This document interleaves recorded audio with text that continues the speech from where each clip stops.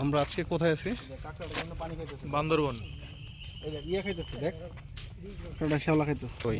ওই যে দেখেন হাত দিয়া মুখের মধ্যে নিয়ে খাইতেছে।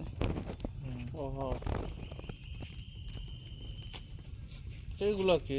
মাছ মাছ এটা মাছ মাছ। ওখানে যে শৈবাল টোবাল আছে না, এগুলো কিভাবে খাইতেছে না আমি দেখিনি আসলে এমনি।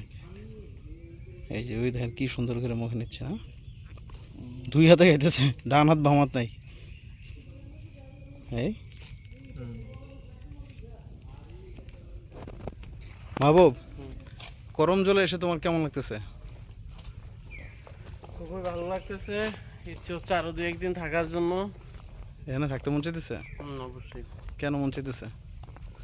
কেন মনে চাচ্ছে? পাশের প্রকৃতি খুবই মনোমুগ্ধকর, এই জন্য এখানে থাকতে মন চাচ্ছে। হাঁটাতে কি কোনো ক্লান্তি অনুভব করতেছো? না, বিন্দু পরিমাণ না। Good, keep it up. এই জুনেদ ভাই, আপনার কেমন লাগতেছে সুন্দরবনের প্রবেশদ্বারে এসে? না, ভালোই লাগতেছে, খুবই সুন্দর একটা পরিবেশ। কিন্তু একটা জিনিস আপনাকে দেখাই, এদিকে আসেন। এই বোতলটাকে একটু ধরেন। এই যে আমাদের এখানকার সিভিক সোসাইটির কাজ। সিভিল সোসাইটি এই যে বোতলটা ফালাই দিয়ে গেছে একটা ন্যাচারাল ইয়ের মধ্যে, পরিবেশের মধ্যে, disgusting thing, right?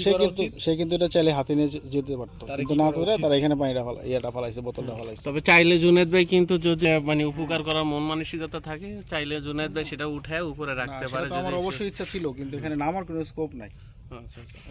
আরেকটা কাজ করতে পারো, জুনেদ ভাই নামলে ফাউটি দূরে রাখো দুজনে। মানুষের না, তারপরও এই জায়গায় আমাদের সচেতন হওয়া উচিত। এইভাবে নেচারকে ক্ষতিগ্রস্ত করা কোনোভাবেই কাম্য নয়, উচিত না। ভালো লাগতেছে কপি।